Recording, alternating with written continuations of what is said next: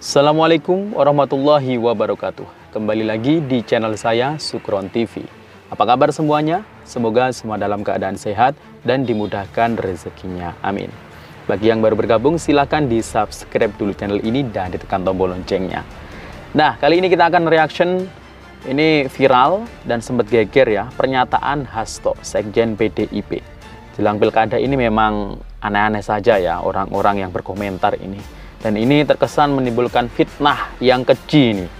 Nah, si Hasto ini dalam salah satu podcast ini dia menuduh ya bahwasanya Anies itu dikriminalisasi dengan kasus Formula E yang dulu dan itu atas perintah Pak Jokowi. Wah, ini sungguh keji fitnahnya. Karena tidak ada buktinya, si Hasto menyebut itu, dan ini ya dikatakan baru-baru ini ketika Pak Jokowi sudah nggak lagi sama PDIP. Bahkan ini jelang pilkada. Ya, ini sungguh tidak beretika sama sekali ya.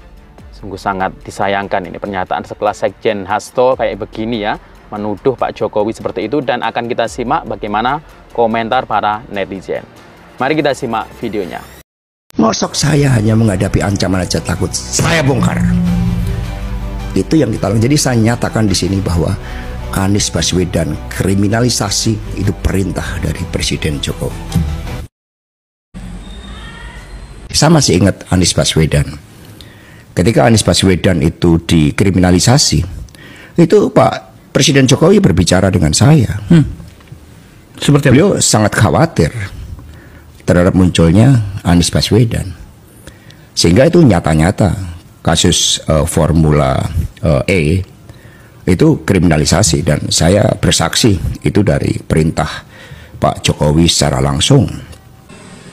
Mohon maaf Pak Hasto yang terhormat, saya ingin menanggapi tentang pernyataan Bapak ini. Tadi kan Bapak bilang bahwa Pak Jokowi pernah ngomong sama Bapak mengenai kriminalisasi Pak Anies. Ya, pertanyaan saya Pak, kenapa baru sekarang Bapak bongkar? Kenapa nggak dari dulu? Itu. Apakah kalau dibongkar dari dulu, masyarakat akan memojokkan partai Bapak? Karena Pak Jokowi berasal dari partai Bapak, begitu? Dan sekarang setelah Pak Jokowi beda pandangan dengan partai Bapak, baru Bapak bongkar gitu ya? Nggak fair kalau kayak gitu Pak. Seharusnya kalau sudah jelas-jelas itu nggak benar, sudah jelas-jelas itu kejahatan, seharusnya Bapak bongkar dari dulu Pak. Katakan yang benar itu walaupun pahit adanya. Itu baru dikatakan politisi sejati, begitu Pak. Bukannya dari sekarang Bapak bongkar. Kalau sekarang Bapak bongkar, tentunya masyarakat berpikir bahwa ini syarat dengan kepentingan politik. Kenapa saya bilang demikian? Karena kita tahu bahwa Pak Anies Baswedan itu kan sudah merapat ke salah satu calon gubernur yang diusung oleh partai Bapak. Tentunya masyarakat akan berpikir ke sana Pak. Gitu. Jadi jangan karena ada maunya aja Bapak memojok-mojokkan Pak Jokowi. Di satu sisi Bapak memuji-muji Pak Anies, padahal rekam jejak Bapak juga ada tuh, jejak digitalnya. Bapak pernah menjelek-jelekan kinerja Pak Anies semasa Pak Anies menjabat sebagai gubernur Jakarta, ada tuh videonya. Jadi sekali lagi ya Pak, kalau benar-benar Pak Jokowi bicara soal itu ke Bapak, itu kan kita juga nggak membenarkan kalaupun itu terjadi. Tapi yang kami sesalkan, kenapa Bapak diamkan begitu? Dan ingat ya Pak, seseorang yang mendiamkan kejahatan padahal dia tahu itu kejahatan, berarti dia adalah bagian dari kejahatan itu sendiri. Paham Pak? Itu aja sih Pak, terima kasih. Bolo, kilo, Kang Hasto ngomong kayak gini soal Pak D bolo. Ki gatekke ya. Pak Prabowo ini dengan muhibahnya ke luar negeri, sebenarnya kan beliau membangun self of confidence kita sebagai bangsa. Dan ketika saya di Universitas Pertahanan, kan saya memahami pemikiran-pemikiran geopolitik dan pertahanan serta diplomasi dari Pak Prabowo. Nah itu yang coba dilakukan, termasuk rencana mengirim anak-anak muda. Hanya ketika beliau keluar negeri, yang di dalam negeri ini masih seperti acting presiden. Itu kan yang kemudian justru sangat berbahaya bagi kewibawaan Presiden Prabowo.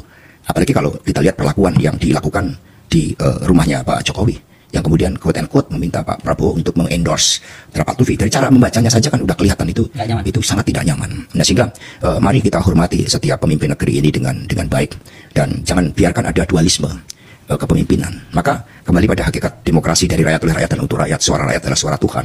Itu yang harus kita tumbuh kembangkan. Dan dengan ini kami berharap moga-moga dari institusi aparatur negara juga tidak merespon negatif. Justru mereka harus menjadikan ini sebagai momentum otokritik. Amit Kang Hasto, sampean ngomong ngono iki kan mergo sampean pecah kongsi karo Pak D to, karo Pak D Jokowi to. Wes jenenge politisi ngono kuwi ya, kepentingan wae. Kalau menurut aku ya Kang Hasto, sing mbok sampaikan ini terlalu tendensius itu toh Hasto. Sampean ngomong nih, ini dualisme piye sampean nih? Ada orang sowan ke tempat Pak D Jokowi dan itu di rumahnya. Lah kok mengganggu karo sistem ketatanegaraan, karo presiden ini karepmu piye? Itu kalau menurut aku penalaran yang mlese. Mlese tau Hasto. Walaupun sampean ngomong ke koyok-koyok lah saiki yang dilakukan Pak D karo junjunganmu Bu Ketumu kuwi anundi. Coba. Saat itu Pak D jadi presiden.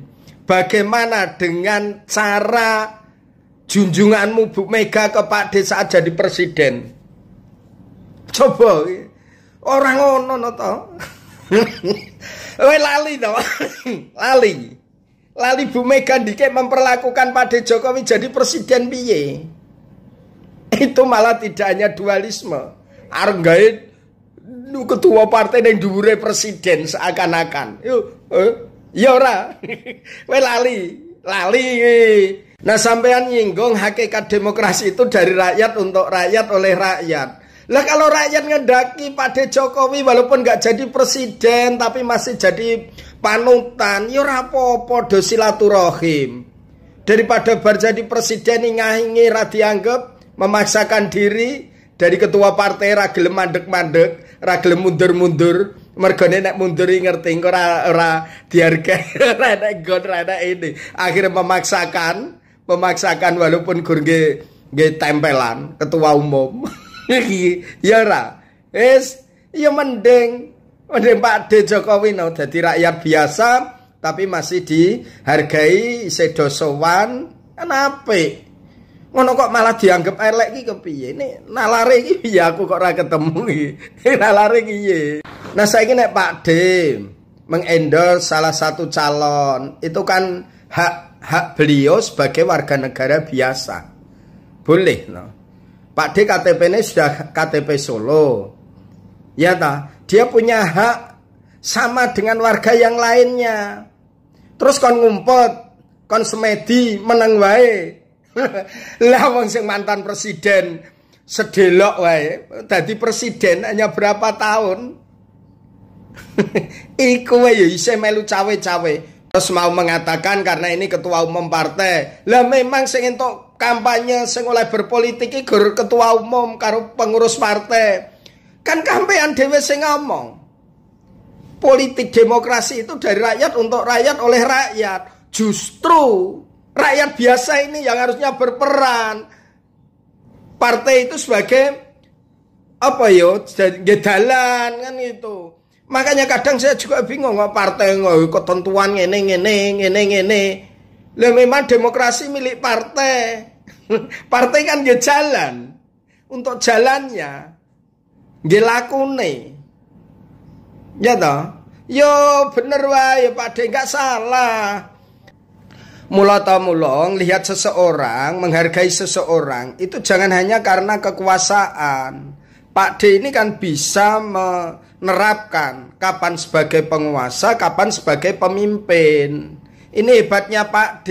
Jadi walaupun sudah tidak memegang kekuasaan yang hanya berdasarkan SK itu, tapi Pak D masih dihargai karena leadershipnya, karena kepemimpinannya.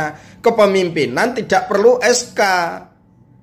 kepemimpinan tidak perlu menggunakan tolak ukur kekuasaan, tapi kepemimpinan adalah bagaimana mereka bisa diterima oleh seseorang, oleh masyarakat, oleh warga walaupun dia tidak ada SK. Disinilah kelebihan Pak D Jokowi, kan gitu.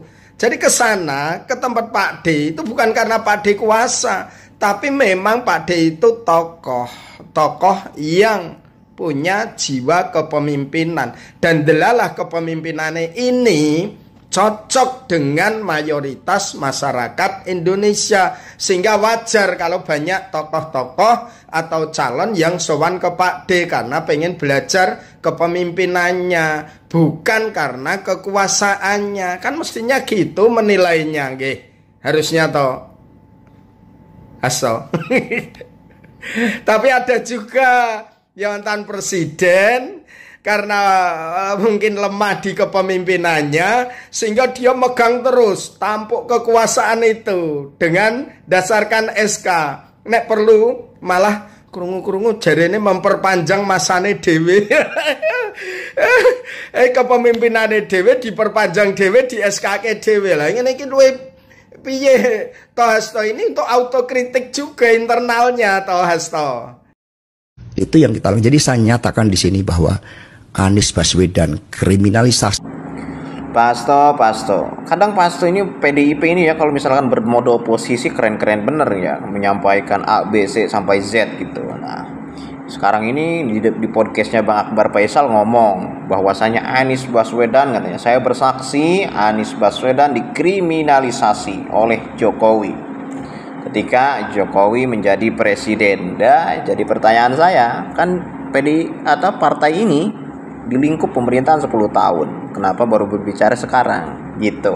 Itu satu. Kedua, jangan-jangan nih Pak, analisa kosong saya nih, analisa itu kan bisa benar, bisa salah, jadi publik saja yang menilai.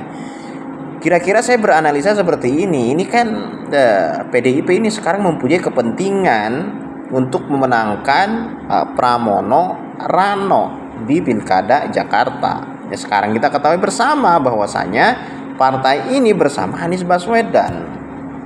Jangan-jangan nih analisa kosong saya juga ada kepentingan lagi untuk yang kemarin gercos ini menentukan pilihannya supaya bisa masuk ke PDIP ataupun mencoblos Pramono dan Rano gitu kan. Kemarin ini jadi terbagi dua nih pendukung Anies Baswedan ini. Ada yang sekarang pindah ke Pramono, ada yang sekarang masih gercos, gerakan coblos semua gitu. Nah, ini analisa kosong saya ya, tapi kembali lagi kepada publik, bagaimana masyarakat DKI menilai, ya kan? Masyarakat Indonesia ini menilai. Silakan bebas berkomentar apapun di video saya. Thank you dan terima kasih. Saya akan menanggapi mengenai podcast Faisal Akbar ya yang sekarang sedang viral, di mana Pak Hasto dan Bu Koni di situ speak up ya ke publik gitu mengenai hal-hal sebenarnya ini nggak baik gitu ya, dan rasanya nggak etis menurut saya gitu ya. Yang pertama saya ingin menanggapi mengenai kriminalisasi Pak Hasto gitu ya. Pak Hasto kan dibilang katanya dia dalam waktu dekat akan tersangkakan ya kan oleh KPK dengan kasusnya ya. Saya di sini cuma melihat ini apakah Pak Hasto bermain framing ya. Jadi ini isu ini dimunculkan dulu ya sebelum kejadian benar-benar Pak Hasto tersangka gitu ya. Jadi dilempar dulu ke publik ya, supaya apa? Supaya nanti ketika memang Pak Hasto tertangkap ya, benar tersangka ya oleh KPK. Nah, orang akan percaya, publik akan percaya bahwa memang ini adalah kriminalisasi. Ya, itu yang pertama. Terus yang kedua, ada perkataan di situ kriminalisasi mengenai Anies Baswedan ya. Waktu zaman Pak Hasto dekat dengan Pak Jokowi gitu kan, itu dibuka kan di sana. Saya pikir yang pertama datanya apa? Pembuktiannya alat ukur kebohongan gitu untuk hal tersebut. Lalu kalau memang iya, ya itu hal wajar saja namanya di dalam dunia politik. yang tidak wajar ketika Pak Hasto membuka ini semua. Bukannya Pak Hasto dulu adalah barisannya ya bersama dengan Pak Jokowi gitu ya. Ya ini nih apa aneh gitu loh pembahasan itu dimunculkan ya untuk apa ya memframing bahwa Pak Jokowi adalah orang yang sadis gitu. Ya, tujuannya apa? Tujuannya untuk pilkada gitu, sehingga apa yang di-endorse oleh Pak Jokowi itu akan turun gitu ya pemilihnya. Yang ketiga, Anda kan membahas di situ ya mengenai adanya upaya penjegalan jalur-jalur logistik ya kepala-kepala daerah yang diusung oleh PDIP untuk maju saat ini. Ada penjegalan, ada intimidasi gitu ya. Sekarang saya mau tanya sama Pak Hasto, apakah selama ini ya untuk jalur keuangan dalam pemenangan sebuah pemilu di daerah-daerah ya, itu PDIP tidak bermain? Kita sama-sama tahu lah yang namanya Kadis ya atau PPK semua setoran ke bupati, setoran ke wali kota gitu ya, semua setoran. Disdik, dinas PU, dinas pariwisata, semua dinas lah yang memiliki proyek ya pelaksanaan pengadaan maupun konstruksi ya maupun itu lelang maupun itu penunjukan langsung bekerja sama dengan vendor untuk komitmen fee di depan ya itu setorannya untuk apa? Untuk biaya apa? Biaya pemilu, biaya pencalonan, biaya pemenangan. Nah, ketika sekarang saat ini itu dijegal, ya, itu kan sesuatu yang tidak boleh gitu, dijegal jalur-jalur itu, sehingga kekeringan uang nggak bisa kampanye gitu, maksudnya Pak Hasto. Tolong ditanggapin itu. Terus yang terakhir, Pak Hasto kan orang hebat gitu ya. Jadi kalau Pak Hasto bilang, kalau memang benar Pak Hasto ditangkap oleh KPK dan menyamakan Pak Hasto dengan Soekarno ya, aduh jauh Pak. Soekarno itu ditangkap karena melawan penjajah. Tapi kalau Bapak ditangkap karena korupsi. Berhubung Anies pindah haluan ikut banteng anak buahnya nggak diajak. Akibatnya gerombolan ini cari makannya berkeliaran sampai ke Pik 2. Hari ini saya datang ke tempat ini. Halo bro, idolamu yang mana bro? Kalau saya, nih idola aku. Aku khawatir lali. Saya nih. yang ini nih bener nih. Mulai. Nah ini nih, ini idola saya nih. Gerombolan ini nih, aduh, cakep banget. ini idola saya yang itu tadi tuh. Tahu gak? Kenapa sekarang dia pindah ini nyari makannya pindah ke situ? Karena Anies nyari makannya ikut banteng. Pak Anies, sadar Pak Anies. Sadar Pak Anies. Jadi mereka nggak diajak bro. Jadi makanya sekarang gerombolan ini nyari makannya pindah ke itu Pik Pantai Indah Kapuk 2. Makanya dia sekarang lagi rame-rame ke sana. Jadi nyari makannya lagi pindah ke sana bersama saya Didu dan kawan-kawan dan gerombolannya. Tuh. Refli Harun coba diajak nggak, coba tanyain. Faisal Asegaf, Refli Harun dan gerombolannya ikut nggak pada? Coba